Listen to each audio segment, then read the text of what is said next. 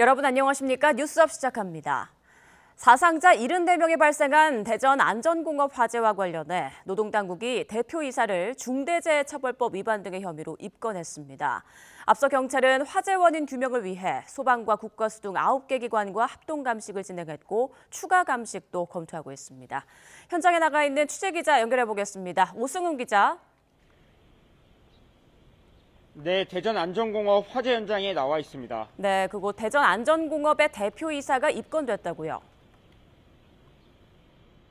네, 노동당국은 손주환 안전공업 대표이사와 임직원 등을 중대재해처벌법 위반 혐의와 산업안전보건법 위반 혐의를 적용해 입건했습니다.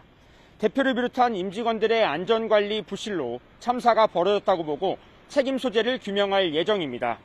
노동당국은 어제 오전부터 경찰과 함께 안전공업 본사와 대화동 공장 등 두 곳에 대해 압수수색을 진행했습니다. 또 입건된 손 대표를 안전공업 본사로 불러 약 5시간 동안 대면 조사를 벌였습니다. 중대재해처벌법 적용을 위한 관련 자료 확보에 주력하고 관련 진술을 받은 것으로 전해졌습니다. 본사에서 조사를 받은 손 대표는 어제 오후 4시 반쯤 굳은 표정으로 안전공업을 빠져나왔는데요. 별다른 입장 표명은 없었고 취재진의 질문에도 아무런 답변 없이 급히 자리를 떠났습니다. 노동당국은 이번 압수수색을 통해 안전조치 의무 책임을 명확히 밝히겠다고 말했습니다.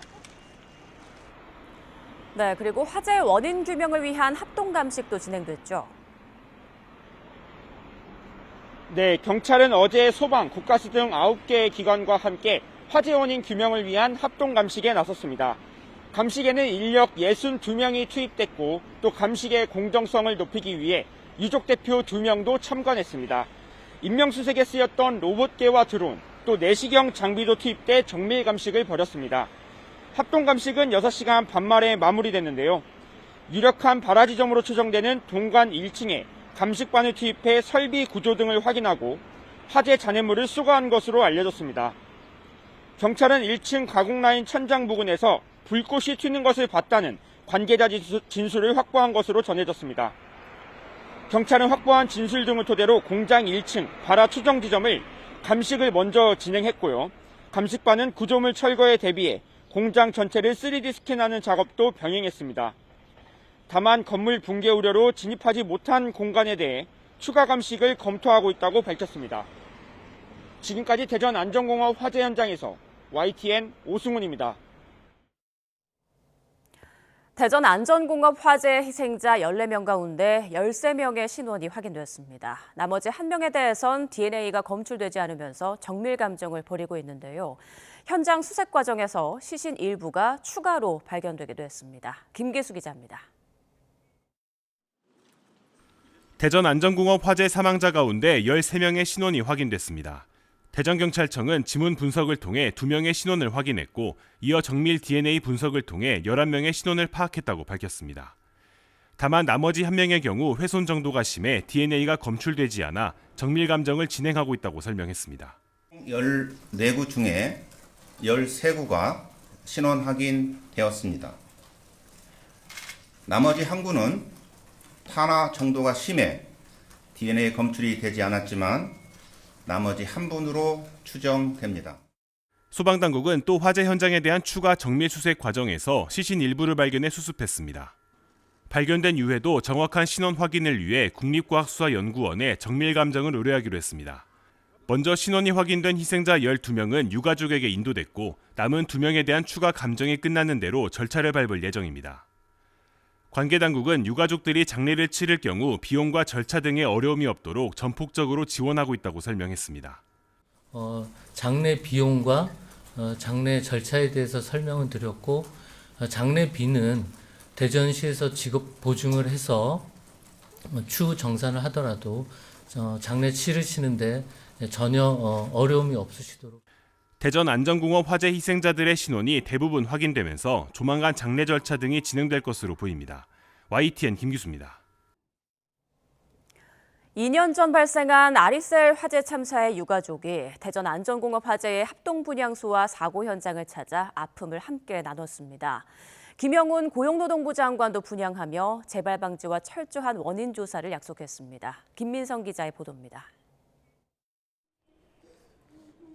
2년 전 발생한 경기도 화성의 리튬 전지 제조업체 아리셀 공장 화재. 그 유족들이 대전 안전공업 참사 희생자의 분향소와 화재 현장을 방문했습니다. 이들은 2년 전이나 지금이나 변한 게 없다며 유족들에게 위로를 전하고 정부의 노력을 촉구했습니다. 사전에 예방되고 대비할 수 있었는데 그리 못함으로 인해 가지고 많은 희생자가 났기 때문에 정부는 이 부분에 대해서 사과하시고 제발 한 명의 목숨이 얼마나 소중한지 그 아는 정부가 되기를 간곡히 촉구드립니다. 연이틀 합동 분향소를 찾은 손주환 안전공업 대표. 헬스장 증개축의 불법성과 작업장 내 안전관리 소홀을 인정하느냐는 기자들의 질문 세례에 말을 아꼈습니다. 제가 뭐로 내가 말을 해야 돼, 유족들하고. 어떻게 한이 풀리겠어요. 분향소를 찾은 안전공업 화재 희생자 유가족들은 가족의 위패를 끌어안고 오열했습니다.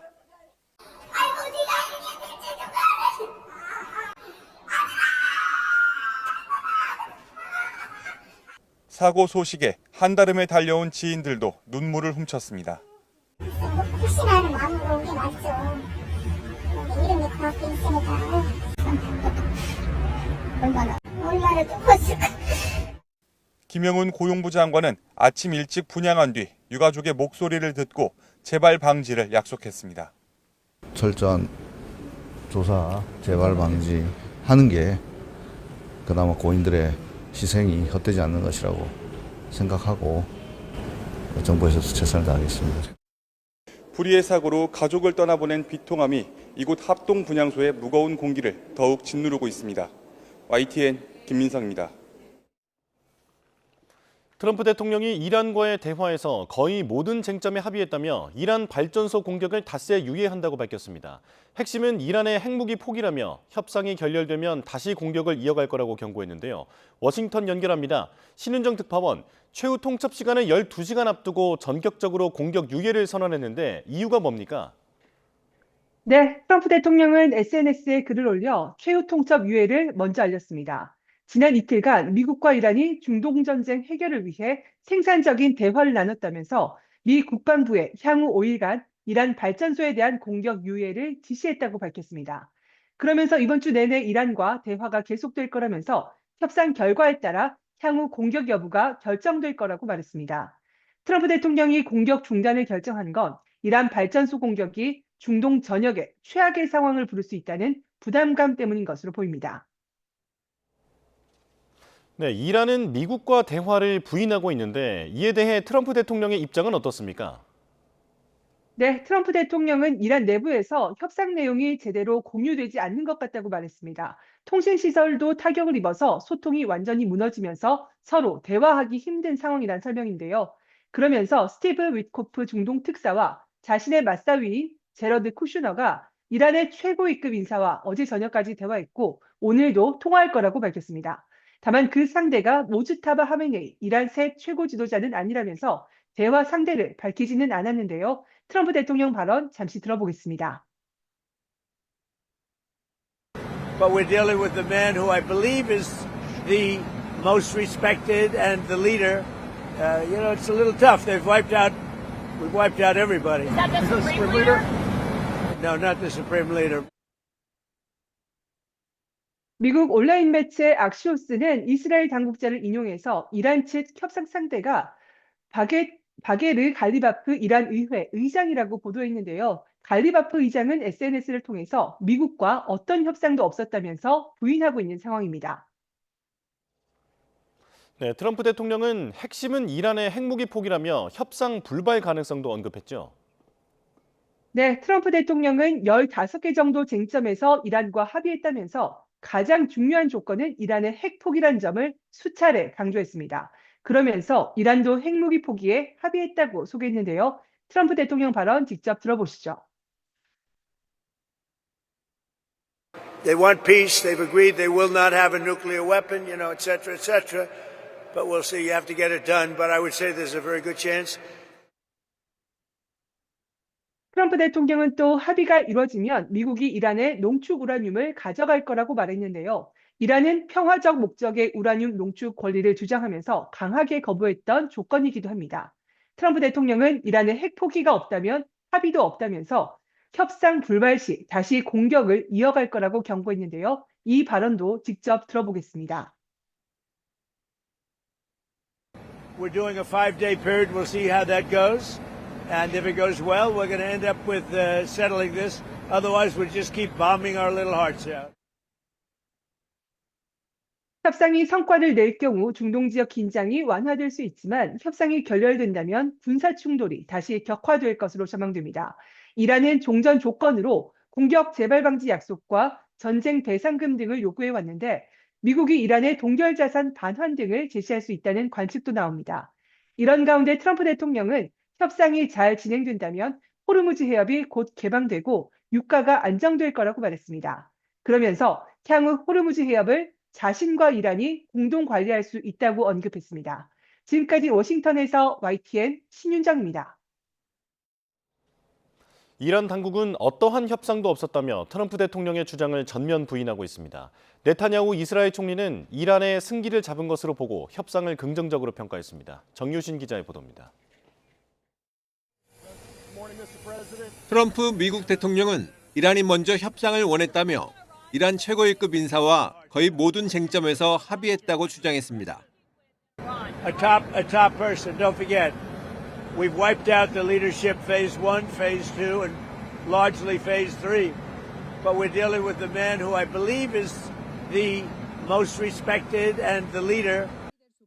트럼프 대통령은 협상 당사자가 최고 지도자인 모주타바 하메네이는 아니라면서 신변 위협 때문에 공개할 수 없다고 전했습니다. 이에 대해 미국의 악시오스는 이란 측 협상 상대는 모주타바의 최측근인 모하마드 바게르 갈리바프 의회 의장이라고 보도했습니다. 보도 직후 당사자인 갈리바프 의장은 SNS를 통해 가짜 뉴스라고 일축했습니다. 트럼프의 일방적인 대화 발표는 금융과 석유 시장을 조작하고 미국과 이스라엘이 수렁에서 탈출하기 위한 것이라고 비난했습니다. 이집트 등 중재국들이 개별 협상을 도왔다고 밝힌 가운데 이란 외무부 역시 미국과 협상을 전면 부인했습니다. 다만 미국이 종전 협상을 요청한다는 메시지에 답한 것뿐이라고 평가절하했습니다. 네타냐후 이스라엘 총리는 이미 승기를 잡았다며 이란과 협상을 긍정적으로 평가했습니다. שיש סיכוי למנף את ההישגים הכבירים של צה"ל וצבא ארצות הברית כדי לממש את יעדי המלחמה בהסכם, הסכם שישמור על האינטרסים החיוניים שלנו. 미 중부사령부는 같은 날 이란의 발전소를 제외한 군사 목표물을 계속 타격했습니다. 이란도 트럼프 발표 직후에도 이스라엘과 바레인 등 중동 내 미군 기지를 겨냥해 여러 차례 드론과 미사일 공격에 나섰습니다. YTN 정신입니다. 트럼프 대통령이 공격을 연기하면서 일촉즉발이었던 중동 상황은 한 고비를 넘겼습니다. 하지만 시한부 유예인데다 이란이 대화를 부인하고 있어 주변국들은 이후 상황을 예의주시하고 있습니다. 오만 무스카트에서 김혜린 기자가 보도합니다. 최후 통첩 시한 유예와 함께 미국과 이란의 물밑 협상 내용이 공개되자 걸프 주변국은 물론 국제사회는 일단 안도하는 분위기입니다. 미국과 이란은 터키와 이집트 등 중재국을 통해 메시지를 주고받았다고 미국 온라인 매체 악시오스 등이 보도했습니다. 지난 이틀간 백악관 중동 특사인 스티브 위코프와 아바스 아라그치 이란 외무장관이 중재국을 거쳐 개별적인 회담을 가졌다고 전했습니다. 이집트 외무부는 성명에서 트럼프 대통령의 발표를 전쟁 종식의 기회로 삼아야 한다고 촉구했습니다. 프리드리히 메르츠 독일 총리도 트럼프 대통령과의 전화 통화에서 발전소 공격에 대한 우려를 전달했다며 공격 연기에 감사하다고 전했습니다. telefoniert. Wir haben natürlich auch über die Lage im Mittleren Osten gesprochen. Ich habe ihm meine Bedenken im Hinblick auf die angekündigten Angriffe auf die Kraftwerke im Iran vorgetragen. Ich bin dankbar, dass er heute gesagt hat, dass 영국 정부 역시 호르무즈 해협의 조속한 재개방이 최우선 과제라며 미국과 이란 사이 생산적 대화 소식에 즉각 화답했습니다. 하지만 이번 유예는 언제까지나 시한부 조치에 불과합니다. 앞서 이란 매체들은 트럼프의 발전소 타격 위협에 맞서 구체적인 보복 후보를 나열하며 맞불을 놨습니다. 여기엔 한국형 수출 원전 1호, 아랍에미리트 아부다비에 바라카 원전도 포함됐습니다. 우리 기술진이 대거 상주하는 원전까지 공격 대상으로 거론되는 극단적 상황에 러시아는 핵시설 공격이 가져올 대재앙을 경고하기도 했습니다. Конечно же, соответствующие сигналы передаются и американской стороне. Мы считаем нанесение ударов по ядерным объектам. 외신들은 이스라엘도 트럼프 방침에 따라 이란의 발전소와 에너지 시설에 대한 공격을 닷새간 유예할 거라고 전했습니다. 트럼프 대통령의 공격 유예 발언이 나온 직후 국제 유가는 한때 14% 넘게 급락했고 유럽 증시도 일제히 반등했습니다.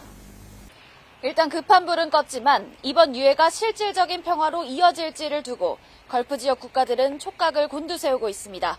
오만 무스카트에서 YTN 김혜린입니다. 트럼프 대통령의 공격 유예 소식에 뉴욕 유가가 급락하고 증시는 상승했습니다. 원달러 환율도 떨어졌지만 시장은 여전히 불안한 시선으로 상황을 주시하고 있습니다. 뉴욕에서 이승윤 특파원입니다. 트럼프 대통령의 이란 에너지 시설 공격 유예 이후 뉴욕 유가 기준인 서부 텍사스산 원유 가격은 전장보다 10% 넘게 폭락했습니다. 뉴욕 증권 거래소에서 우량주 30개로 구성된 다우존스 30 산업평균 지수는 전장보다 1.38% 상승 마감했습니다. 대형주 위주의 스탠다드앤푸어스 500 지수는 1.15%, 기술주 중심의 나스닥 종합 지수는 1.38% 올랐습니다. 경제 전문가들은 이란 전쟁으로 극심한 불확실성과 상당한 과매도 구간에 있던 주식시장이 마침내 출구를 찾았다고 짚었습니다. 모든 업종이 일제히 강세를 나타냈는데 특히 여행주가 상승세를 보였습니다. 델타 항공과 로열 캐리비언 크루즈는 각각 2%, 5% 이상씩 올랐고 힐튼 월드와이드 홀딩스도 2% 이상 상승했습니다. 원달러 환율도 뉴욕장에서 1,486.7원을 기록하며 1,500원 선 아래로 내려왔습니다. 하지만 경제 전문가들은 아직 안심할 상황이 아니라고 경고하고 있습니다. 20 years or less in the market, that we were experiencing an unusual period for investors of low volatility. I don't know that volatility is going to start to subside anytime soon. 불확실성이 워낙 크다 보니 미국의 중앙은행인 연방준비제도의 인사들은 금리 인상을 고려하는 분위기입니다. 시카고 연방준비은행의 오스탄 굴스비 총재는 인플레이션이 통제 불능 상태로 흘러간다면 금리 인상도 생각해 볼 수 있다고 말했습니다. 금리 인하를 선호하는 비둘기파인 크리스토퍼 월러 연준 이사도 유가 상승에 따른 인플레이션을 우려해 금리 인하 입장을 접었다고 밝혀 금리 인상설이 힘을 얻고 있습니다. 뉴욕에서 YTN 이승윤입니다. 네, 계속해서 중동 사태 전문가 두 분과 함께 짚어보겠습니다. 박현도 서강대 유로메나 연구소 교수, 반길주 국립외교원 교수 나오셨습니다. 안녕하십니까? 네, 안녕하십니까? 네, 트럼프 대통령이 이란을 향해서 48시간 최후 통첩을 날렸죠. 그 데드라인이 우리 시간으로 잠시 뒤인 오전 8시 44분이었는데 12시간 전인 어젯밤 트럼프 대통령이 이란이 협상을 원한다, 연락을 해왔다라고 말하면서 5일의 유예 시간을 더 줬습니다. 자, 지금 진실공방으로 번지고 있는 그런 모습인데 지금 물밑 협상이 잘 이루어지고 있다라고 볼 수 있을까요? 이란의 정확한 공식적인 반응은 그런 적 없다라고 예. 얘기하고 있습니다. 제 대화를 받은 적 없다고 얘기하고 있고요. 다만 지금 비공식적으로 하나 나오는 것은 미국 쪽에서 벤스 부통령을 통해서 갈리바프 국회의장과 대화를 제의했다라는 얘기가 나오고 있긴 합니다. 예. 또 여러 가지 혼란스러운 보도가 있는데요. 오만과 까타르가 지금 중재를 하고 있다. 여러 국가들이 얘기를 하고 있는데 예. 이란 쪽에서는 확실하게 확인해 줄 수 있는 내용은 없고 이거는 다 트럼프 대통령이 시장을 안정시키기 위한 하나의 속임수일 뿐이다라고 얘기하고 있습니다. 물론 물밑에서는 얘기가 될 가능성도 없지 않아 있긴 합니다. 예. 그래서 아랍의 한 정보 분석가는 이란이 국민들용으로 지금 부인하고 있는 게 아니냐라는 추측을 하고 있기도 합니다. 여러 가지 추측이 나오고 네. 있습니다. 트럼프 대통령의 발언, 이란에서는 시간 벌기라고 주장을 하고 있습니다. 방 교수님께서는 어떻게 생각하고 계세요? 지금의 상황이 이제 미국이 원하는 대로 그 전황이 흘러가지 않기 때문에 복잡한 어떤 속내를 드러낸 것이라고 보여지고요. 그다음에 5일간의 유예는 그래도 처음에 이란에 대한 공습을 단행할 때와는 달리 출구에 대한 이제 의지가 좀 강해졌다라는 게 보여지고요. 그럼에도 불구하고 저는 이 지금의 상황을 세 가지 딜레마로 정리를 해야 될 것 같아요. 첫 번째는 확전과 수세의 딜레마. 그러니까 미국이 발전소를 이제 타격하겠다고 했어요. 그 48시간 이내에 호르무즈 해협을 다시 개방하지 않으면. 근데 타격을 하게 되면 이것은 돌이킬 수 없는 이제 수순으로 가기 때문에 이제 확전이 불가피해요. 그러면은 이게 과연 미국의 이익에 부합하는 것이냐에 문제가 생길 거고, 그렇다고 타격을 안 하게 되면 전황에서 이제 미국은 수세에 몰리게 됩니다. 그러면 이 딜레마예요. 이러지도 못하고 저러지도 못하는 그런 상황에서 5일의 카드를 꺼낸 것이고, 두 번째는 군사 전략과 협상 전략의 딜레마라고 볼 수 있습니다. 지금의 이 20여일 넘는 전쟁판에서 자꾸 협상이라는 과거의 관세 협상할 때 카드 비슷한 게 계속 나와요. 2주간 유예를 둔다, 뭐 48시간 조건, 또 5일간 유예. 이런 것들이 전통적인 군사작전의 어떤 흐름에는 사실은 역효과를 불러오는 측면이 있거든요. 이게 이제 분명히 딜레마가 있는 것이고, 마지막에 세 번째는 출구 전략의 딜레마입니다. 출구 전략을 설계는 하고 싶은데 마땅한 방법이 안 보여요. 그러니까 트럼프가 가장 잘한다고 하는 협상 전략을 한번 해보려고 하는 건데, 그게 이제 군사 전역에서는 잘 통하지 않는 부분이 있는 것이죠. 예, 일단 대화는 하고 있는 것 같은데 그게 잘 풀릴지는 두고 봐야 될 것 같습니다. 앞서 그 말씀하셨죠. 벤스 부통령이 그 이란 측 협상자, 그러니까 갈리바프 이란 의회 의장과 이야기를 나누고 있는 것 같다라는 매체의 보도 전해주셨는데, 그러니까 이 제안을 했다. 제안을 했다. 네. 자, 만약에 그 이란 측 협상자가 이 갈리바프 의장이라면 이 사람이 그렇게 협상을 제대로 이뤄낼 수 있는 이란 측의 실권자라고 볼 수 있는 건지 이 부분도 의문이거든요. 아니요, 실권자는 아닙니다. 국회의장이고요. 예. 국회의장이면 대통령보다 서열이 낮습니다. 물론 이제 그 갈리바프 개인적으로 보면은 혁명수비대 사령관 출신이고 상당히 힘이 있는 정치인은 맞아요. 예. 그렇지만 갈리바프가 다 결정할 수는 없거든요. 그래서 지금 나오는 일각에서 나오는 의견 중에 하나가 트럼프 대통령과 트럼프 대통령 행정부가 여전히 이란을 지금 베네수엘라로 보고 있는 게 아니냐. 그래서 지금 갈리바프가 마두로가 제거된 상태에서의 베네수엘라 그 지금 임시 대통령이 있잖아요. 예. 그 역할을 한다고 생각하는 게 아니냐. 그래서 충분히 이 갈리바프를 통해서 미국의 이익을 전달할 수 있는, 미국의 목소리를 전달하고 미국의 이익을 구현할 수 있는 그러한 상태로 보는 게 아니냐라는 착각에 빠져 있다라고 지금 지적하는 부분도 있습니다. 왜냐하면 갈리바프가 혼자 결정할 수 있는 게 아니고요.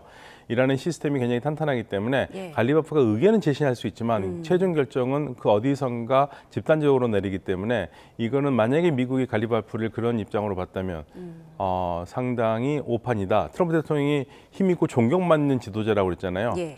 근데 그렇게 많은 존경을 받고 있는지는 사실 저 의문입니다. 왜냐하면 갈리바프가 대통령 선거에서 나왔어도 계속 떨어졌거든요.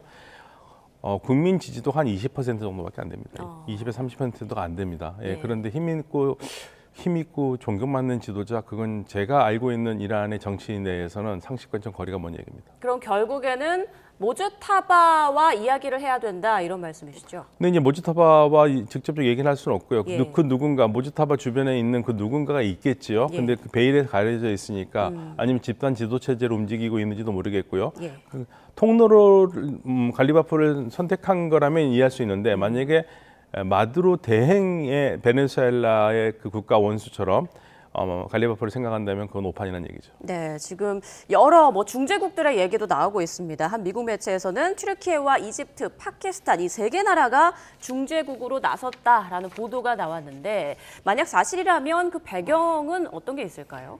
각자의 이익이 좀 다른 지점이 있는 거죠. 튀르키예 같은 경우에는 최근에 가자 지구 평화라든가 우크라이나 전쟁 이런 거에서 이제 중재자 역할을 자처하고 나선 바 있어요. 그러니까 중재자 역할을 통해서 새로운 튀르키예의 모습을 외교적으로 지위가 제고되고 이런 모습을 보여주겠다고 한 것도 있고, 근데 이란의 또 미사일에 또 공격을 받기도 했잖아요. 그러니까 이게 뗄래야 뗄 수 없는 그 위치도 있는 거예요. 그러니까 그러한 어떤 협상의 지금까지 했던 관심이 더 높아질 수밖에 없었던 게 있는 것이고, 파키스탄 같은 경우에는 트럼프 행정부 들어서 미국과 접점을 찾으려고 많이 노력을 합니다. 트럼프 대통령을 작년에 노벨 평화상 후보로 추천하기도 했어요. 그렇기 때문에 미국하고의 관계가 좋은 상황에서, 즉 이란이든 이란과 미국 모두가 관계가 좋으면 중재자 역할이 더 상승할 거고, 어느 한쪽이라도 좀 친해야 되잖아요. 그런 측면에서는 파키스탄이 카드가 좀 떠오르는 것이고 이집트하고 카타르는 지금 이란의 지금 상황이 복잡하잖아요. 누가 과연 이 전체적인 지휘 통솔을 하고 있는 것인지, 그 다음에 이란 혁명 수비대에 대한 장악력은 1인 장악력은 과연 누구한테 있는 건지 모호한 상황에서도 이란의 소식통처럼 계속 여러 가지 이란의 입장을 전해줬어요. 전쟁 배상금을 원한다든가 이런 식으로. 그러니까 그런 소식통을 잘 활용한다면 정보 교환이 되고 그다음에 대화의 여건이 조성이 되고 잘만 하면 협상까지 갈 수도 있다. 이런 식으로 해서 기존에 이제 채널이 구축되어 있는 측면을 잘 활용하는 그런 게 있겠죠. 예, 지금 뭐 트럼프 대통령의 말이 계속 하루하루 다르기 때문에 앞으로 어떻게 좀 진행될지는 두고 봐야겠습니다만 지금 한 발언대로라면 앞으로 5일간은 큰 군사 공격을 하지 않을 것 같기도 합니다. 그런데 만약에 그 사이 자신의 뜻대로 뭔가 또 협상이 제대로 이루어지지 않는다거나 이란의 거센 공격이 올 경우에 미국에서는 어떤 식으로 대처를 하게 될까요? 일단 이란이 거센 공격을 먼저 하지는 않을 겁니다. 예. 네, 하더라도 미국이 먼저 할 거고요. 지금 트럼프 대통령이 계속적으로 여러 가지 엇갈리는 발언들이 많이 나오잖아요. 예. 이걸 지금 대화의 국면으로 좋게 보면은 한없이 좋게 보려면 좋게 보고 싶은 마음은 너무 강한데요. 트럼프 대통령을 아는 사람들이 항상 하는 얘기가 있지 않습니까? 트럼프 대통령이 하는 말에 관심을 갖지 말고 주변에서 무슨 일이 일어나는지 봐라. 지금 미국 해병대가 움직이고 있고요. 해병대가 중동에 도착하는 시간이 금요일입니다. 예. 그러면 거의 트럼프 대통령의 말은 5일하고 거의 같아요. 즉, 좀 비관적으로 본다면 트럼프 대통령은 대화만 띄워놓고 시간 벌기 작전을 하는 게 아니냐. 군사 배치가 돼서 공격할 준비가 될 때까지 협상칼을 띄워놓고 안 될 거라고 생각하고 공격을 하기 위해서 지금 준비하고 있는 게 아니냐. 즉 이번 대화는 진심이 담긴 게 아니라 시간 벌기용이다. 이번에 이란을 공격했을 때와 마찬가지로요. 예. 핵협상 도중에 때렸지 않습니까? 예. 그런 가능성을 열어두지 않을 수가 없고 특히 이란이 그런 부분에서 굉장히 지금 강하게 반발하고 있어요. 무슨 말이냐면 트럼프 대통령이 하는 건 다 거짓말이다. 우리는 그렇게 한 적도 없고 계속 그렇지 않습니까? 이란이 전화를 했다. 이란이 협상을 원한다. 근데 이란은 그런 한 번도 한 적이 없다고 얘기를 했거든요. 예. 이번에도 마찬가지다. 이번에는 대화가 아니라 트럼프 대통령이 시장을 안정시켜서 유가를 안정시키려는 하나의 꼼수에 불과하지 진실하게 지금 대화를 우리하고 하고 있는 건 아니다라고 얘기를 하고 있습니다. 트럼프 대통령의 말을 그다지 믿을 만한 게 못 된다. 네, 신빙성이 낮다. 확실한 거는 금요일에 중동 지역에 미 해병이 도착한다. 그거에 관심을 가져라 그런 얘기를 합니다. 네, 트럼프 대통령의 발언 중에 또 고개를 갸우뚱하게 만드는 부분이 바로 그 협상 내용이거든요. 지금 보면 사실 앞서 미국과 이란이 제시하고 있는 요구안 자체가 간극이 너무 커서 협상이 좀 어렵지 않을까라는 전망이 많았는데 트럼프 대통령이 15가지 합의점에 도달했다라고 하면서 이란이 핵무기를 보유하지 않겠다는 것에도 동의했다라고 말을 했거든요.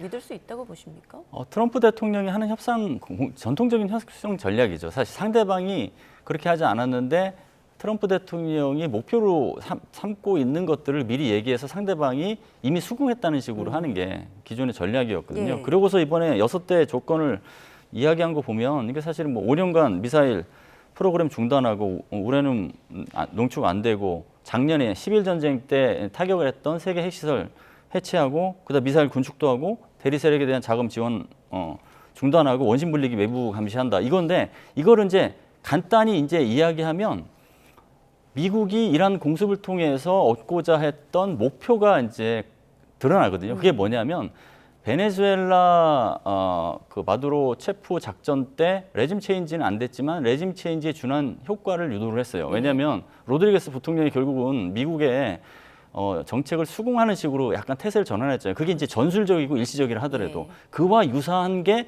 이란에도 가능할 것이라는 판단으로 이란 공습을 했는데 이 내용을 보면 두 가지로 정리를 할 수가 있어요. 핵하고 미사일 프로그램을 사실상 무력화시키는 거 하나, 두 번째는 대리 세력하고 디커플링 이거거든요. 두 가지를 달성하면 레짐 체인지, 즉 신정 체제가 유지된다 하더라도 레짐 체인지에 준한 효과는 거둘 수 있다 이런 것 같아요. 근데 이란하고는 접점이 너무 크죠. 이란은 전쟁 배상 원하고 재발 방지 요구하기 때문에 극과 극이란 말이죠. 그러면 트럼프 행정부가 왜 이렇게 높은 요구 조건을 제시했느냐? 이것도 협상 전략이죠. 뭐냐면 트럼프는 굉장히 최고로 높은 요구 조건을 먼저 제시한 후에 조금씩 낮춥니다. 예. 그래서 접점을 찾으려고 하거든요. 그 낮춰진 것 때문에 상대적으로 낮아졌으니까 대화는 해볼까? 이런 식으로 해서 유도하고 종용하는 전략이라고 봅니다. 네. 자, 앞서 그런 말씀 해주셨죠. 트럼프의 말을 집중하지 말고 그 주변에서 일어나고 있는 일을 보라. 지금 지상전 가능성이 계속 제기되고 있는데 얼마 전 사직한 그 켄트 전 미 대테러 소장이 이런 말을 했습니다. 지상군 투입 시 재앙이 될 것이다. 인지를 주는 것과 마찬가지다. 이 의미를 좀 자세히 풀어주실까요? 지상군이 들어가면 뭐 100% 성공해서 슈퍼맨처럼 미군이 엄청난 능력으로 한 명도 다치지 않고 한 명도 잡히지 않고 공격을 성공하고 나온다면야 전혀 문제가 없겠지만 그럴 가능성이 없다라는 거고요. 조 켄트가 말하는 거는 바로 그런 부분을 얘기한 겁니다. 미군이 잡힐 가능성이 굉장히 큰데 그 젊은 병사들이 인질로 잡혀서 전쟁의 볼모가 된다. 그런 불행한 일을 없애야 된다고 얘기를 하고 있습니다. 이라크 전쟁이 상대적으로 이란의 전쟁에 비하면 훨씬 쉽다는 얘기죠. 이란이 훨씬 어렵거든요. 지형 자체도 그렇고요. 그리고 준비된 상태도 그렇고. 그럼 미군이 지상군이 들어갈 경우에는 반드시 성공한다는 보장이 없어요. 그 부분을 얘기하는 건데요. 지상전을 한다는 게 지금 이 상황에서 아무리 봐도 저는 제가 군사 전문가는 아니지만 답은 안 나오는 일이거든요. 뭐 하르그 섬을 점령한다? 아니면 이란과 UAE가 뭐 영유권 다툼을 하고 있다고 하는 이란은 절대 영유권 다툼이 없다고 하는 이 섬 세 개를 점령한다? 이런 가능성들을 얘기를 하는데 이게 현실성이 있냐 이거죠. 점령은 하겠지만 과연 그 유지할 수 있겠느냐. 그 문제가 있고요. 그래서 지금 일부에서는 그런 얘기도 합니다. 성동 격사 아니냐. 지금 무슨 말이냐면 해병대가 호르무즈 해협에 들어가서 뭔가 할 것처럼 얘기를 하더니 오히려 쿠웨이트나 이쪽에 있는 병사들을 이용해 가지고 하르그 섬을 점령하는 게 아니냐, 아니면 본토로 들어가는 게 아니냐, 여러 가지 시나리오가 있는데 어느 하나 미국으로서는 만만치 않은 일들입니다. 왜냐하면 미군의 피해가 나올 수밖에 없는 상황이고요. 그렇게 된다면 이란이 원하는 그림이죠. 이란은 좀 두 가지를 가장 크게 작전을 쓰고 있는데 유가를 최대한 올리는 거, 그리고 미군의 피해를 최대한 늘리는 거. 그래서 미국 여론을 움직여서 트럼프 대통령이 알아서 스스로 물러나기를 바라는 그러한 전략인데 이란의 그러한 전략에 성공할 수 있도록 차라리 트럼프 대통령이 도와주는 꼴이라는 게 지금 사실 조 켄트가 얘기한 걱정하는 그 부분입니다. 네, 국제에너지기구 사무총장은 지금의 상황을 1970년대 두 차례 오일 쇼크와 2022년 러시아의 우크라이나 침공에 따른 가스 공급 충격을 모두 합친 것보다도 심각한 수준이다. 이렇게 말을 했습니다. 지금 뭐 호르무즈 해협으로 인한 그런 파장뿐만 아니라 지금 여러 가지 시설들이 파손돼 있기 때문에 이걸 다시 재건하고 다시 정상화시키기까지는 상당히 오랜 시간이 걸릴 거란 말이죠. 이 부분도 굉장히 위험한 상황 아닌가요? 그렇죠. 지금의 그 미국과 이스라엘의 이란 공습이 정말 이란 내에서의 일어나는 전쟁으로 끝날 것이냐, 그렇지 않게 하도록 하는 게 이란의 전략이었죠.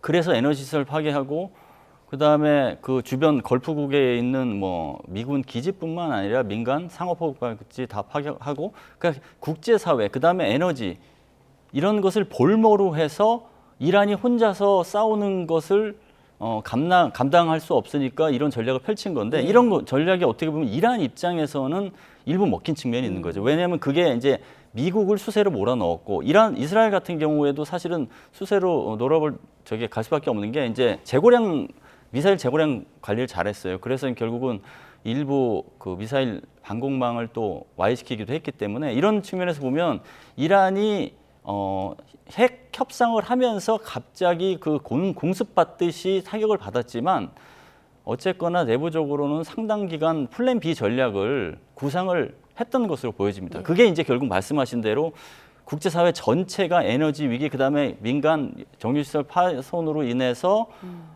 받게 될 도전 요소 이런 것을 염두에 둔 것으로 보여집니다. 네, 지금 트럼프 대통령의 강성 지지층 마가의 여론도 흔들리고 있다는 얘기가 계속 나오지 않습니까?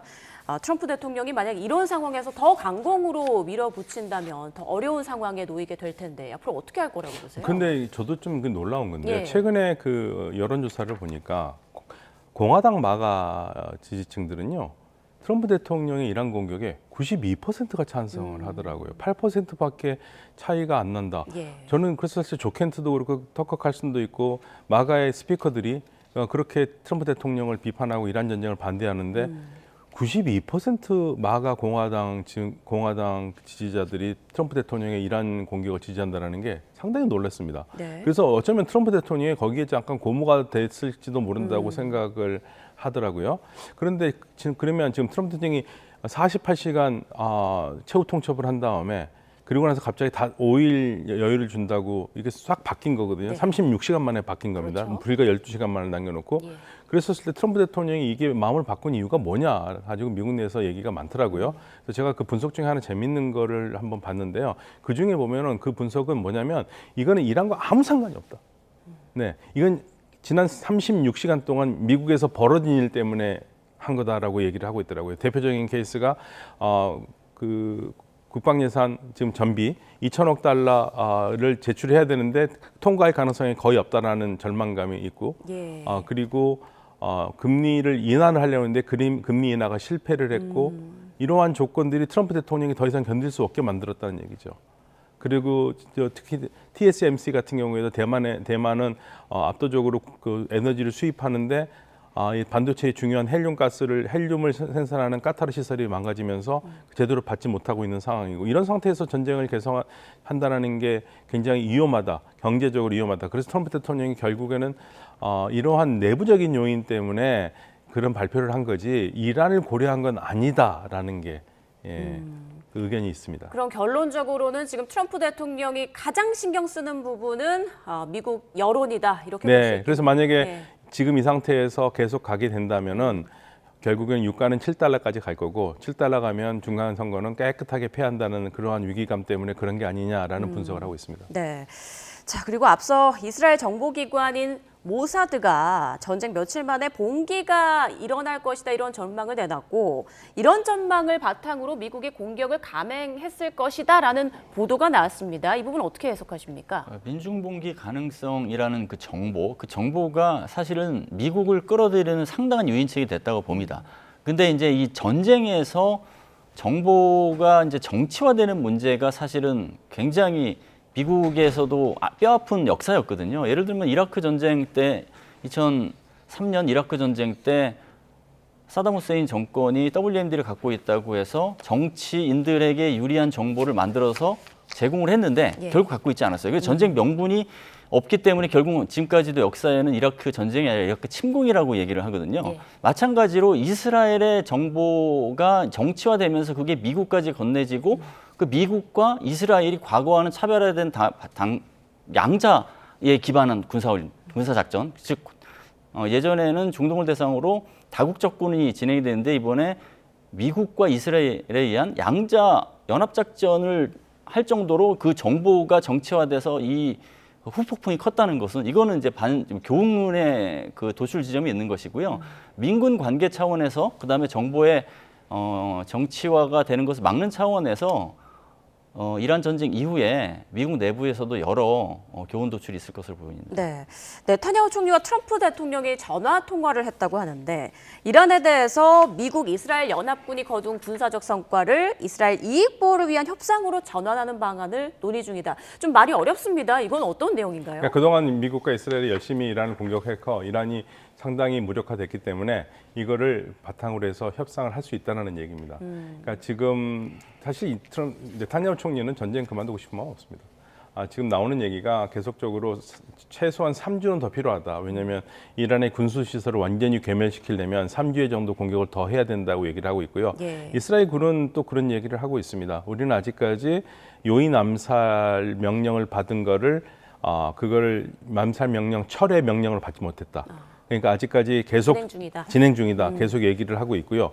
그러니까 이스라엘은 만약에 트럼프 대통령이 멈추면 울며 겨자 먹기로 어쩔 수 없이 멈출 수는 있지만 조금이라도 틈이 된다면 절대 멈추지 않을 거고요. 트럼프 대통령이 이스라엘도 이번 협상의 대상으로 같이 참여한다고 얘기를 했고, 이스라엘도 우리가 그럴 거라고 얘기했는데, 이게 이제 전부 다 주변에서는 걱정하는 거는 이스라엘이 들어오면 결국 이스라엘이 협상을 방해할 것이다 라고 걱정을 하고 있는 거죠. 그래서 네타냐후 총리는 지금 전쟁은 계속해야 되고, 그렇다고 트럼프 대통령 말을 안 들을 수 없으니까 들어주기는 하지만 전쟁은 계속 이끌어가려고 할 겁니다. 네, 앞서 그 이스라엘 정보기관 모사드의 예측이 틀렸다라는 보도 말씀드렸는데, 지금 이란 내부에서는 봉기가 일어날 조짐이 전혀 없습니까? 어떤가요? 폭탄이 떨어지는데 봉기를 할 수가 없죠. 그래서 지금 제가 취합한 이란 내부 정보는요, 이런 게 있습니다. 지난 1월 달에 이 정권이 너무 싫어서 어떻게 해서든지 이스라엘과 미국의 힘을 빌어서라도 정권을 넘기고 싶어 했던 사람들이 지금 와서 허탈해한 상황이 된다 이거죠. 그렇게 도와줄 거라고 믿었던 나라들이 우리에게 폭탄을 터뜨려서 내 주변의 가족들과 친구들이 죽는다. 그래서 이들이요, 이란 정부가 뭐 동원을 하는 행사에 나가지는 않지만 열심히 헌혈하고 열심히 구제 활동하고 그러면서 나라를 지킨다는 생각을 가지고 있어요. 예. 그리고 특히 지금 쉽게 말하면 정신적으로 붕괴된 사람들이 해외에 있는 이란 교포들입니다.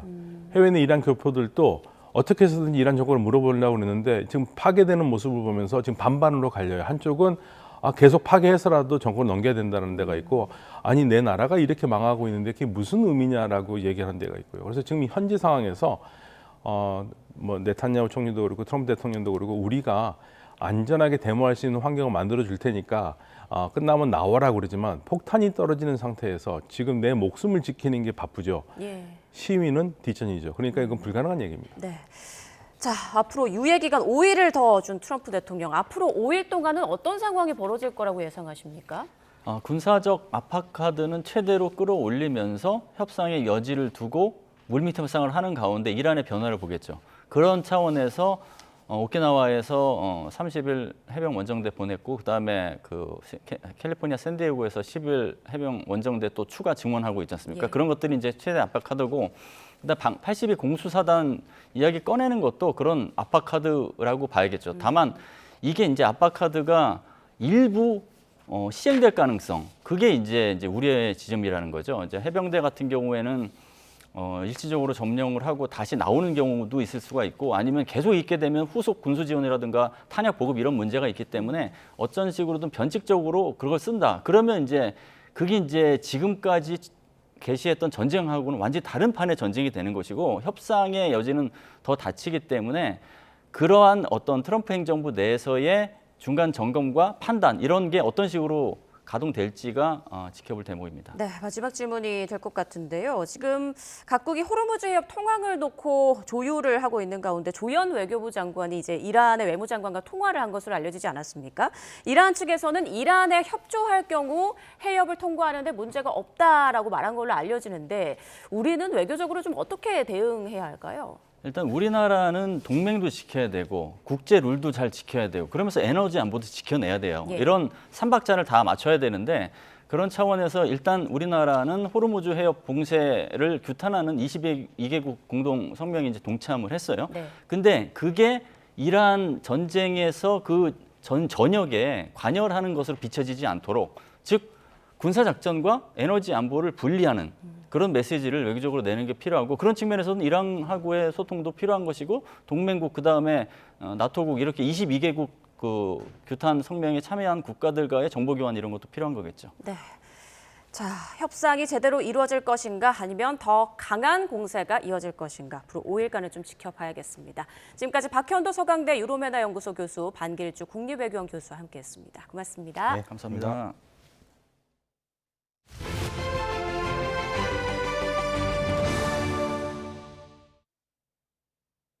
네, 지방선거 관련 소식 보겠습니다. 국민의힘 대구시장 경선에서 배제된 주호영, 이진숙 예비후보가 이틀째 거센 반발을 이어갔습니다. 장동혁 대표가 희생을 언급하며 공관위 결정에 힘을 실은 가운데 서울시장은 3파전으로 압축됐습니다. 김철희 기자입니다. 전날 뜻밖의 컷오프를 당한 이진숙 전 방통위원장이 대구에서 기자회견을 열었습니다. 공천 배제는 민주주의 배신행위라며 재심 요구서까지 일사천리로 제출했습니다. 이재명이 자르고 싶었던 이진숙을 국민의힘이 잘랐다. 부정하지 못하겠습니다. 역시 컷오프된 6선 주호영 의원은 대구까지 찾아와 공정경선을 약속했던 장동혁 대표를 겨눴습니다. 이정현 공관위원장의 막가파식 결정을 바로잡지 못하면 대표 자리에 있을 자격이 없다면서 묵인한 게 아니라면 즉시 시정하라고 촉구했습니다. 주 의원이 무소속 출마를 불사할지 촉각인데, 대구에선 한동훈 전 대표와의 연대 가능성도 피어오르고 있습니다. 화약고가 된 대구시장 공천을 두고 장동혁 대표는 자기 생각과 다른 결정이라면서도 공관위 판단을 존중한다고 힘을 실었습니다. 좀 생각이 다를지라도 그 생각을 좁히고 또 당을 위해서 필요한 희생이 있다면 서로 희생을 할 때라고 생각합니다. 오세훈 서울시장이 막차 합류하며 파국을 면한 서울시장 경선은 박수민 의원과 윤희숙 전 의원까지 3파전으로 압축됐습니다. 두 차례 토론회를 거친 뒤 다음 달 18일 최종 후보를 선출한다는 계획입니다. 부산시장 후보는 한 주 빠른 내달 11일 확정되는데 주준 의원과 상대하는 박형준 시장은 부산특별법 처리를 촉구하며 상경해 삭발로 존재감을 드러냈습니다. 이번에 통과되지 않으면 부산 시민들도 가만히 있지 않을 것입니다. 먼저 삭발했던 김영환 충북지사는 공천 배제 결정에 대한 가처분 신문에 직접 참석했습니다. 이정현 공관위원장도 저를 왜 컷오프했는지를 설명하지 못하고 있습니다. 포항시장 후보에서 컷오프된 김병욱 전 의원이 불복해 삭발하고 단식에 돌입하는 등 잡음은 전 지역에서 이어지고 있습니다. 이정현 공관위원장은 전략적 재배치로 불가피한 진통이라고 설명했습니다. 하지만 공관위가 손을 대는 곳마다 파열음이 인단 볼멘 소리가 나올 정도로 갈등은 쉽사리 탈출구를 찾지 못하고 있습니다. YTN 김철입니다. 더불어민주당 지도부는 검찰개혁 법안을 처리한 지 이틀 만에 노무현 전 대통령 묘역을 찾아 후속 입법과 지방선거 승리 의지를 다졌습니다. 전국 싹쓸이를 노리는 정청래 대표는 김부겸 전 총리에게 대구시장 출마를 공개 요청했습니다. 강민경 기자입니다. 지난 주말 중수청, 공소청 설치법을 처리한 민주당 지도부가 가장 먼저 찾은 곳은 경남 김해 봉화마을이었습니다. 꽃봉오리 움튼 노무현 전 대통령 묘역에 참배하며 눈물을 훔친 정청래 대표. 25년 전 노사모 활동으로 정계에 입문한 그는 오래된 애칭으로 고인을 부르며 검찰청 해체 소식을 전했습니다. 그동안 잘 계셨습니까? 노장님, 깨어있는 시민들의 조직된 힘으로 검찰개혁도 한 발 한 발 내디딜 수 있었습니다. 이제 걱정 없이 편히 쉬시라는 말씀을 6월 지방선거에서 영남권까지 석권해 고인의 또 다른 신념인 지역주의 타파를 실현하겠다는 다짐도 덧붙였습니다. 특히 대구에 파란 깃발을 꽂아야 진정한 균형 발전의 문이 열린다며 민주진영의 TK 기수 김부겸 전 총리를 콕 집어 출마를 요청했습니다. 김부겸 전 총리님만이 낙후된 대구의 발전을 이끌어갈 확실한 필승 카드입니다. 지도부가 일찌감치 공천장을 받아든 김경수, 김상욱 후보의 손을 잡고 험지 바닥을 다지는 사이 수도권의 경선 열기는 한층 뜨거워지고 있습니다. 경기도에서는 3인 결선에 오른 추미애 의원이 법사위원장직을 내려놓으며 친명 재선 한준호 의원, 현직 김동연 지사와 진검승부를 벌일 채비를 마쳤습니다. 대한민국의 중심, 경기도를 승리로 이끌고 이재명 정부와 함께 서울에선 정원호 전 성동구청장과 나머지 5 후보의 대결 구도가 뚜렷해지는 양상입니다.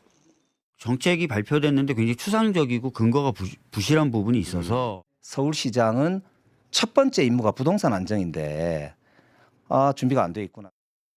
정원호 후보는 소모적인 네거티브라고 반발하면서도 막공세는 자제했습니다. 집안 싸움 대신 오세훈 시장을 때리며 존재감을 키우겠다는 건데 부자 몸살이기 전략이란 분석도 나옵니다. YTN 강민경입니다. 김정은 북한 국무위원장이 한국을 가장 적대적인 국가로 공인하고 공화국을 건드리는 행위에 대해선 무자비한 대가를 치르게 하겠다며 대남 적대 기조를 재확인했습니다. 김 위원장은 어제 최고인민회의 제15기 1차 회의 시정연설에서 가장 명백한 언사와 행동으로 한국을 철저히 배척하고 무시하며 다뤄가겠다고 말했다고 조선중앙통신이 전했습니다. 또 김 위원장은 연설에서 핵보유국 지위를 절대 불퇴로 공고히 다지며 적대 세력들의 반공화국 도발 책동을 짓부숴버리기 위한 대적 투쟁을 공세적으로 벌려나갈 거라 강조하기도 했습니다. 김 위원장은 아울러 현재 미국이 세계 도처에서 침략 행위를 자행하고 있다고 지적하면서도 트럼프 대통령을 직접 비난하지는 않았습니다. 대전 안전공업 화재 희생자 14명 중 12명의 시신이 유가족에게 인도됐습니다. 곧 장례 절차가 진행될 것으로 보이는데요. 합동분향소에는 고인들의 넋을 기리는 시민들의 발길이 사흘째 이어지고 있습니다.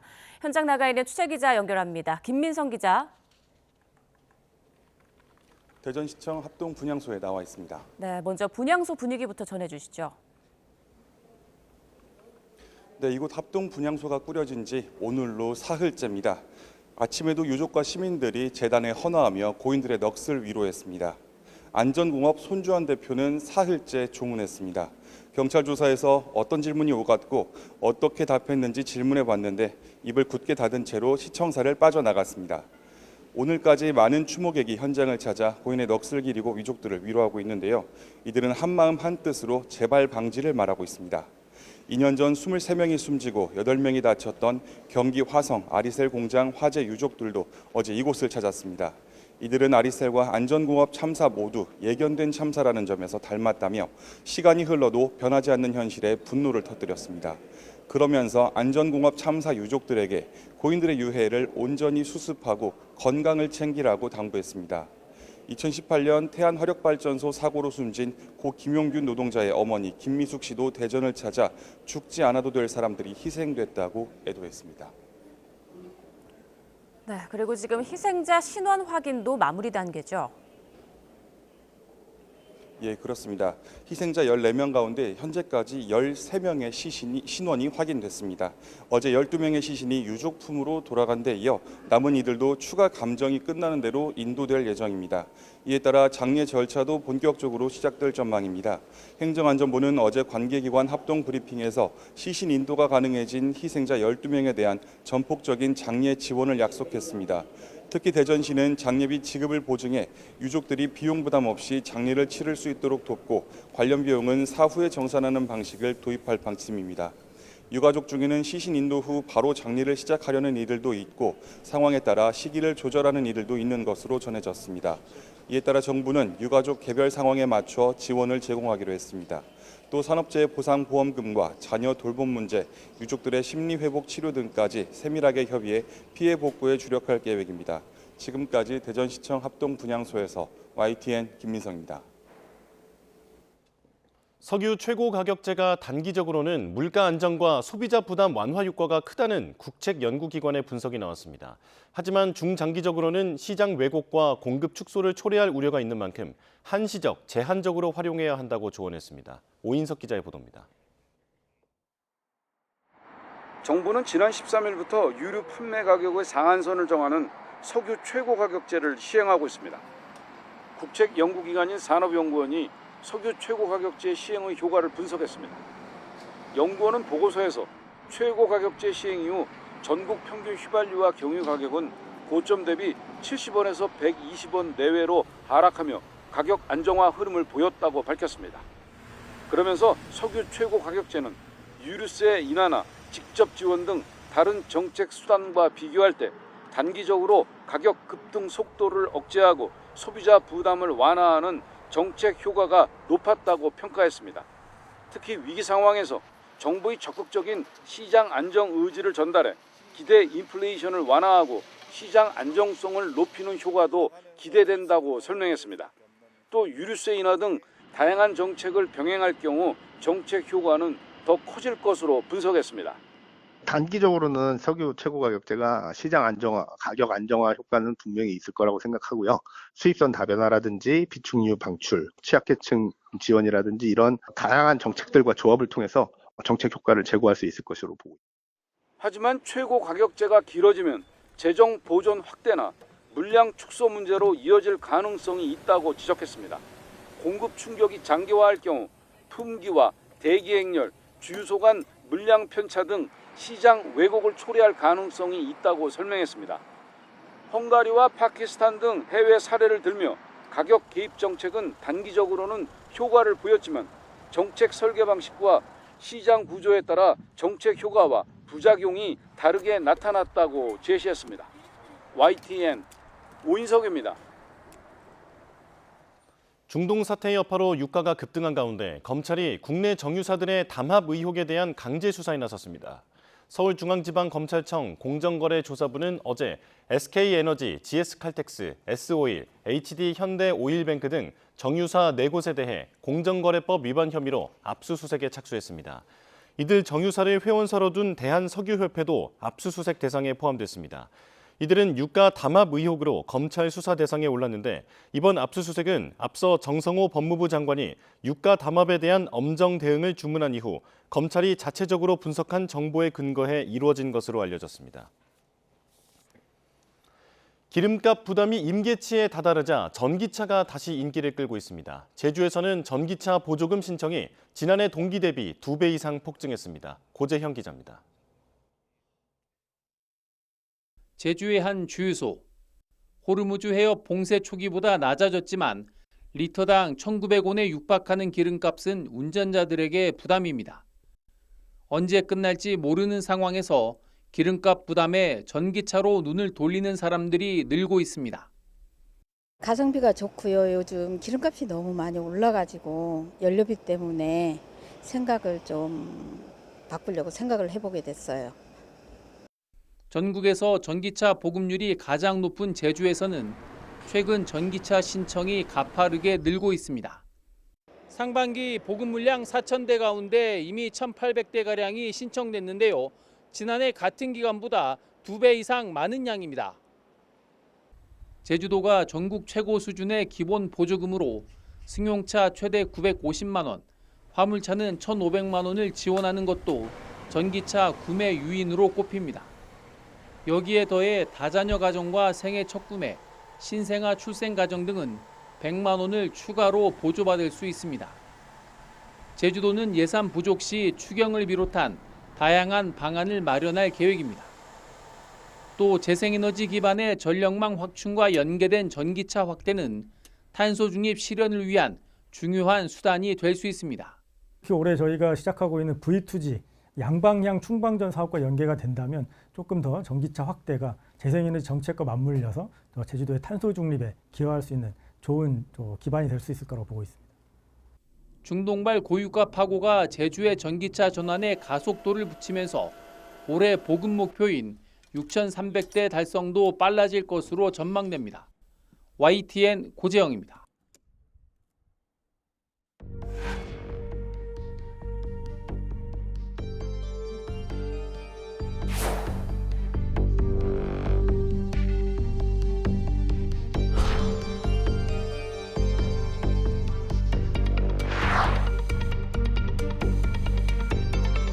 정부는 위기 상황을 틈탄 도를 넘는 가격 인상에 단호히 대응하고 소비자 부담을 완화하기 위해 석유 제품 최고 가격제를 시행합니다.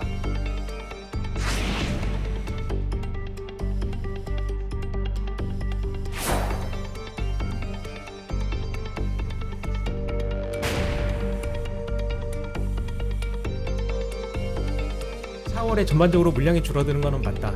하지만 요거는 그 대체 물량 확보 노력이 계속되고 있고 비축률을 통해서 4월은 저희가 수급은 특별하게 문제가 없다라고 말씀드리겠습니다.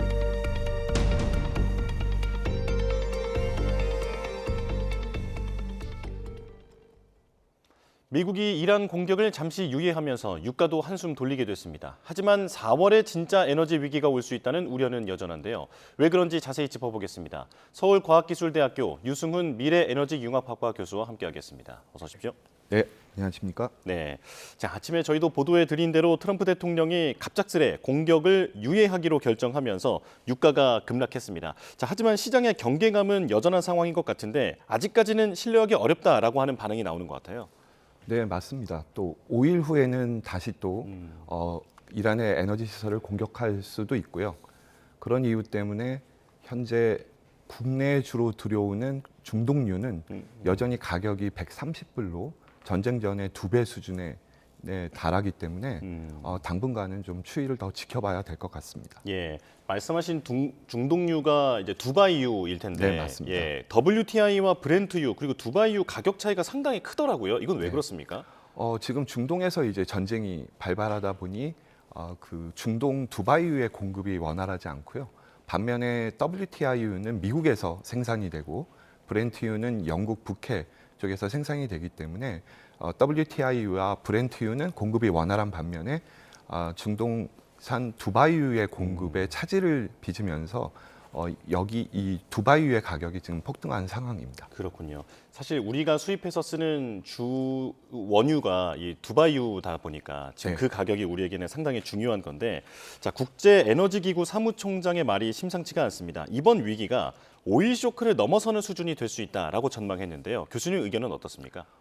네, 사실 좀 맞습니다. 그 두 가지 측면에서 그 말이 일리가 있는데요. 그 70년대 오일 쇼크는 사실 공급의 문제는 없었습니다. 가격이 폭등했던 것이 문제인데요. 지금은 중동 쪽에서 이 많은 석유 생산 시설이 공격을 받아서 파손이 됐고요. 또 석유를 생산해도 팔리질 않다 보니 그 유전을 현재 막아놓은 데들이 많습니다. 이걸 복구하는 데는 좀 시간이 걸리고요. 그리고 70년대 오일 쇼크는 석유에서만 문제가 발생했는데 인류는 그 이후로 천연가스를 사용을 하게 됩니다. 그런데 현재 천연가스가 또 중동에서 많이 생산이 되고, 특히 전 세계 그 LNG의 물동량의 약 20%가 호르무즈 해협을 지나는데, 그게 공급 지장을 받으면서 이제 북반구에 있는 나라들은 당장 난방을 안 해도 다행이긴 한데, 이제 여름철에는 전기를 생산하는데 천연가스를 써야 되기 때문에 에어컨을 위해서요. 네, 맞습니다. 그래서 지금 좀 긴장이 높아져서 있는 단계고요. 그래서 오일 쇼크와 다른 것은 석유만의 위기가 아닌 천연가스도 함께 위기가 왔다는 것이고, 가격만의 문제가 아니라 물량의 문제가 있다, 이렇게 볼 수 있습니다. 훨씬 더 복합적인 위기로 다가올 수 있다라는 말씀이신데요. 국제 에너지 기구도 4억 배럴 비축유 방출 얘기를 했었고, 그리고 미국도 1억 7,200만 배럴의 비축유 방출을 언급했습니다. 자, 그렇다면 유가 안정에는 어느 정도 영향이 있을까요? 네, 뭐 단기적으로는 도움이 됩니다만, 미국이 1억 7천만 배럴을 그 방류를 하더라도 사실 미국이 한 해 쓰는 석유가 한 75억 배럴 되기 때문에 한 9일치밖에 안 됩니다. 그리고 우리나라에서 비축유 중에 방출하기로 한 것이 한 2,424만 톤, 2,246만 배럴 정도 되는데, 그것도 우리나라가 쓸 때 한 8일, 9일 정도밖에 쓰지 못하는 물량이기 때문에 단기적으로는 효과가 있지만 장기적으로, 중장기적으로 가격을 안정화하는 데는 한계가 있다고 볼 수 있습니다. 그렇다면 일각에서 제기되는 우리나라의 4월 에너지 쇼크, 이건 왜 그 우려가 나오는 겁니까? 네. 그게 정유사들이 자체적으로 그 석유 제품 생산을 위해서 보유하고 있는 석유가 4월 초에는 다 떨어지게 됩니다. 그래서 위기설이 나왔는데요. 근데 그 정부와 또 민간 정유사가 비축하고 있는 물량이 약 1억 9천만 배럴이 있고, 그리고 그 우선 구매권을 행사할 수 있는 그 산유국의 정유사가 국내에 저장해 놓은 물량이 있습니다. 그게 약 2천만 배럴이 있어서 국내에 총 있는 양은 한 2억 1천만 배럴이고, 또 UAE에서 2,400만 배럴이 들어오기로 되어 있기 때문에 이 물량들을 다 쓰면 한 3달 정도는 문제가 없습니다.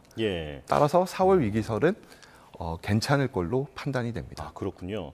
그런데 수출 물량을 제외하면 70인분도 안 된다라고 하는 그런 분석도 있던데요. 네, 맞습니다. 그 세계 국제 에너지 기구인 IEA에서는 그 수출을 제외한 자국 내 사용 물량 기준으로 비축 일수를 따지는데요. 그 기준으로는 208일 기준인데, 우리는 석유 제품을 만들면 거의 60%, 70%를 수출합니다. 그걸 감안하게 되면은 실제 사용할 수 있는 일수는 한 70일 이내가 되고요. 그런데 이번에 또 그 UAE에서 추가로 2,400만 배럴이 들어오기로 했기 때문에 현재 확보된 그 석유를 따지면은 90일, 즉 3달을 쓸 수 있는 양입니다. 그렇군요. 그러니까 교수님께서 보시기에도 4월 위기설은 그렇게까지 현실화할 가능성은 낮아 보인다라는 말씀이실까요? 네, 맞습니다. 그렇다면 그 이후는 어떻습니까? 그 이후는 현재 보장이 된 건 없습니다. 다만 정부는 계속해서 추가로 석유를 확보하려고 하는 노력을 하고 있고요. 만약에 그 3개월 이내에 전쟁이 끝나게 되면 유가가 안정화되고 또 중동에서 석유가 들어올 수 있기 때문에 뭐 우리가 큰 걱정은 하지 않아도 된다, 이렇게 볼 수 있습니다. 자, 에너지가 지금 우리가 전기를 발생시키는 용도 말고도 그 석유에서 나오는 부산물들로 플라스틱을 만드는 것 아니겠습니까? 그렇습니다. 그래서 나프타가 중요하다라는 얘기를 하는데 지금 LG화학도 공장을 가동을 중단한다라는 보도가 나오더라고요. 지금 나프타 공급 현황이 어떻습니까? 네, 그 석유를 정제하면 14가지 제품이 나오는데요. 그 중에 하나가 나프타입니다. 네. 이 나프타는 그 일종의 이 산업의 쌀과 같아서 이 나프타로 에틸렌을 만들고 에틸렌으로 약 3,000가지 정도 제품을 만드는데요. 이 나프타가 국내에서 소비되는 거의 약 절반은 국내 정유사가 생산을 하고 나머지 절반은 수입을 합니다. 네. 그런데 그 수입하는 거의 절반이 호르무즈 해협을 통해서 우리는 수입을 하고 있는데 호르무즈 해협이 봉쇄되면서 우리나라 전체 소비량의 약 4분의 1 정도가 현재 국내에 못 들어오고 있는 상황이고요. 예. 그래서 일부 석유화학 기업은 결국 공장 가동을 멈추거나 줄이고 있는 상황이고 사실 이 나프타로 비닐이라든지 플라스틱을 만드는데 그래서 종량제 봉투를 만들 또 납사가 현재 부족해서 예. 조만간 종량제 봉투의 공급도 차질을 빚을 거다라고 하는 걱정을 할 정도로 나프타는 우리에게 굉장히 소중한 자산인데요. 예. 결국 우리나라 정유사들이 만든 나프타도 해외로 많이 수출이 되는데 그래서 정부는 그 수출 물량을 좀 통제를 하고 국내에서 우선적으로 활용하는 방안도 고려하고 있는 것으로 알고 있습니다. 예. 그렇다면 지금 앞서 교수님께서 짚어주신 대로 우리나라는 두바이유, 그러니까 그 호르무즈 해협을 통과하는 기름을 주로 받아다 쓰고 있는데 이 기름을 공급처를 좀 다변화해야 하는 건 아니냐라는 얘기는 예전부터 나왔었거든요. 그런데 현실적으로는 좀 어렵다면서요? 네, 맞습니다.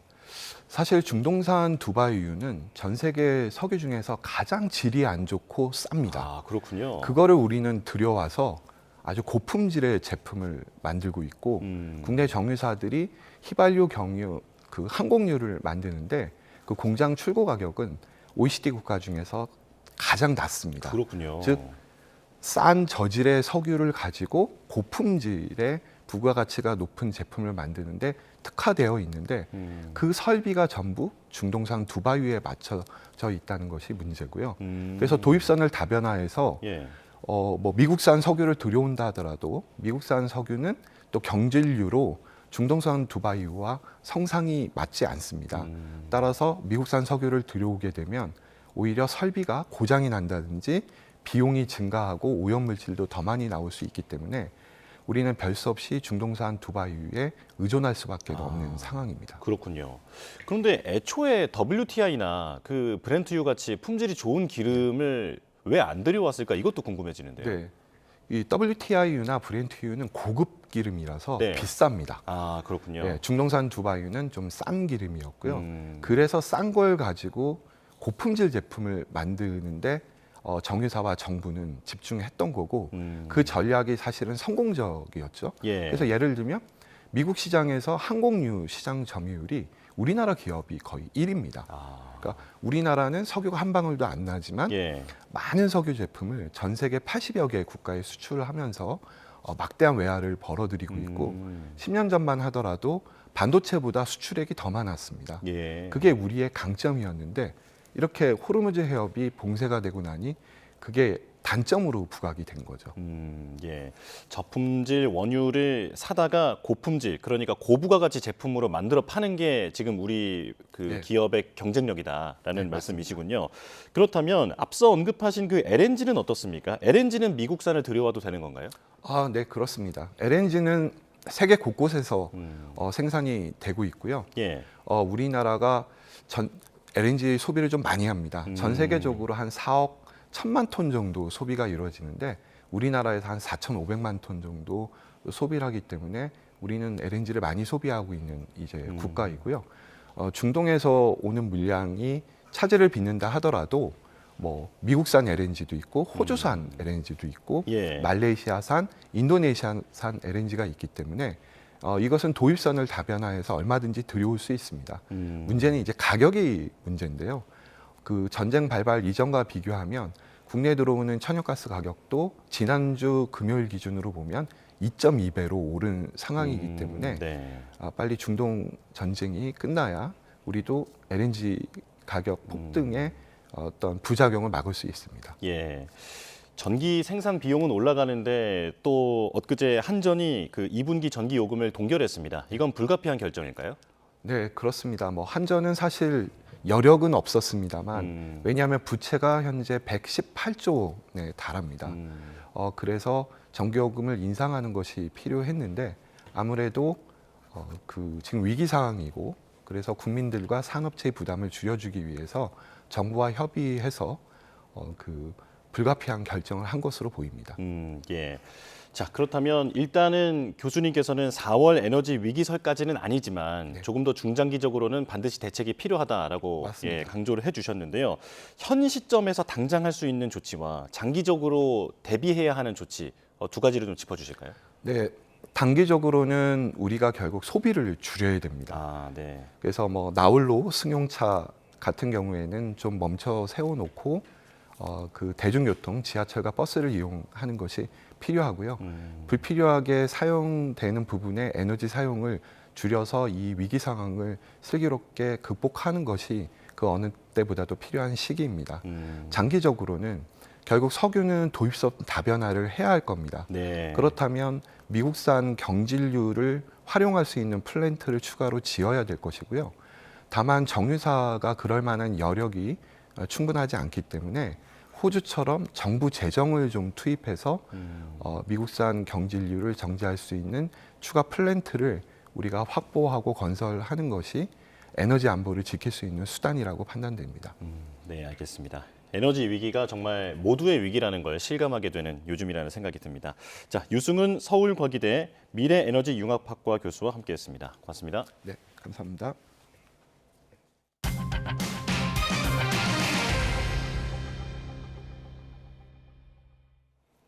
중동 전쟁 긴장이 최고조에 달하면서 17년 만에 최고 수준으로 오른 원달러 환율이 오늘은 어떤 움직임을 보일지 귀추가 주목되고 있습니다. 외국인과 기관의 동반 순매도로 어제는 폭락했던 우리 증시가 오늘은 어떻게 움직일지 관심이 보이는데요. 바로 현장으로 가보겠습니다. 자, 오늘은 코스피와 코스닥 모두 급등 출발하고 있습니다.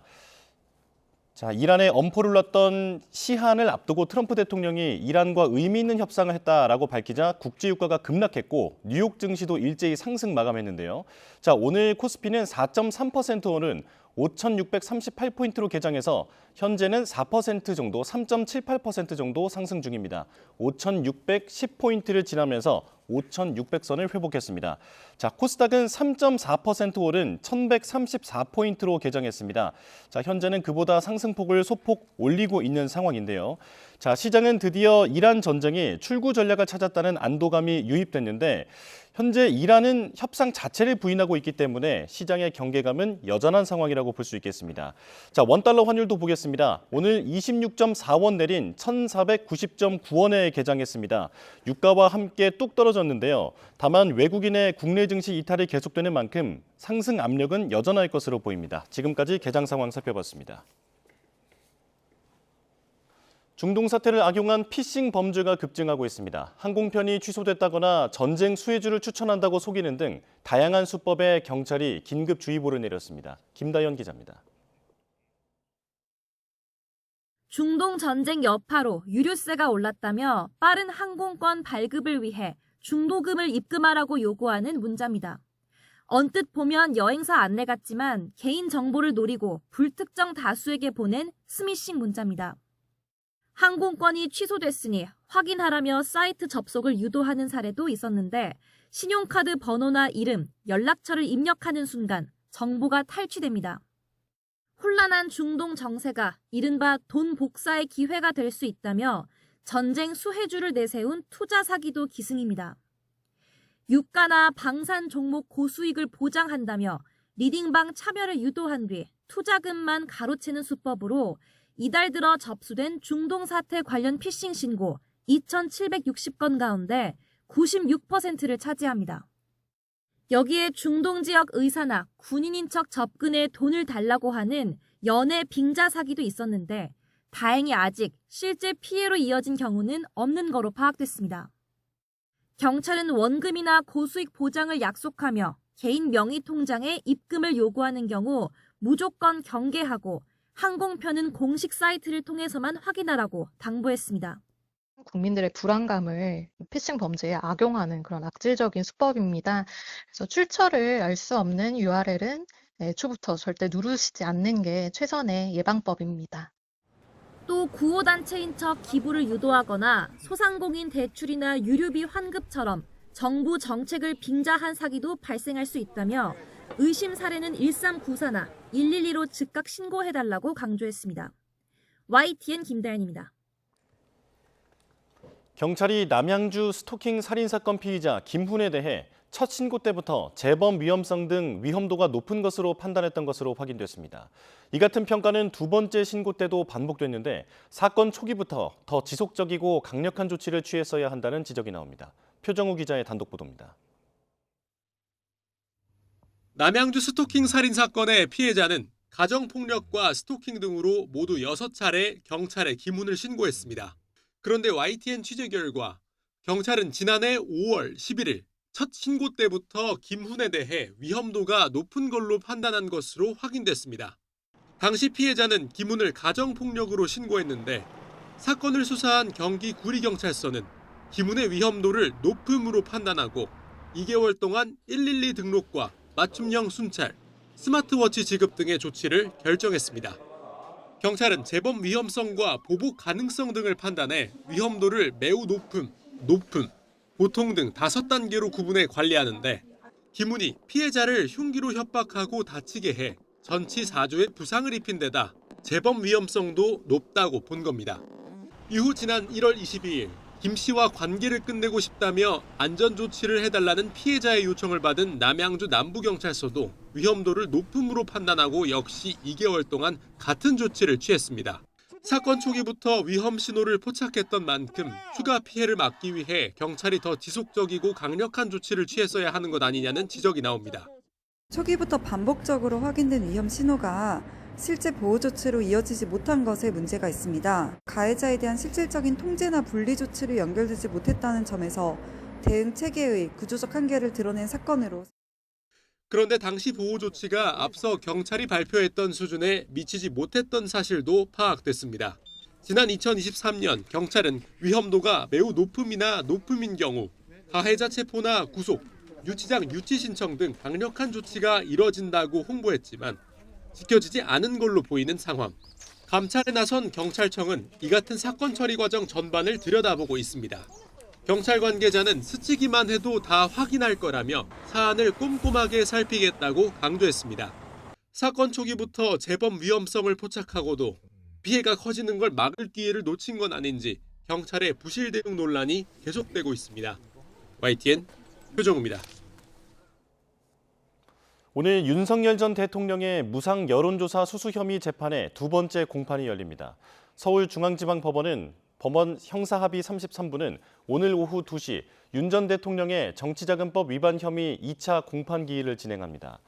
재판부는 정치 브로커 명태균 씨가 실질적으로 운영한 미래한국연구소에서 실무를 맡았던 강혜경 씨를 증인으로 불러 신문을 진행할 예정입니다.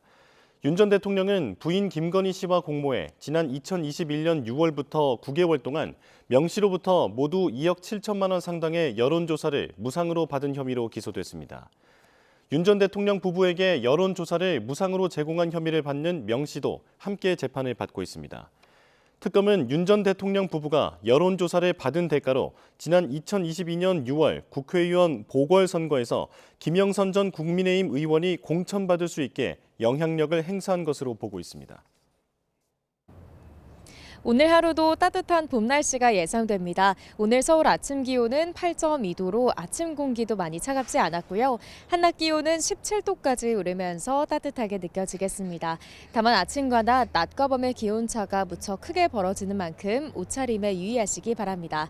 오늘도 중북부 지방은 대체로 맑겠고 충청 이남 지방은 구름량만 점차 늘겠습니다. 다만 대기는 점점 더 메마르겠는데요. 현재 중부와 경북 등 곳곳으로 건조주의보가 내려진 가운데 바람도 약간 강하게 불고 있습니다. 불씨 관리 철저히 해주시기 바랍니다. 오늘도 예년보다 따뜻한 날씨가 이어집니다. 서울 한낮 기온 17도, 대전과 전주 19도, 대구는 18도까지 오르겠습니다. 오늘 늦은 밤부터 내일 낮 사이에는 남해안과 제주도에 비가 조금 지나겠고요. 당분간 내륙은 대체로 맑고 일교차큰 전형적인 봄 날씨가 이어질 전망입니다. 오늘도 초미세먼지가 말썽입니다. 현재 대부분 지역에 공기가 탁한 가운데 특히 부산과 대구는 매우 나쁨 수준까지 치솟으며 초미세먼지 주의보가 내려졌습니다. 노약자나 호흡기 질환자분들은 각별히 유의하시기 바랍니다. 지금까지 YTN 윤수빈입니다. 뉴스업 마칩니다. 내일 다시 뵙겠습니다. 고맙습니다.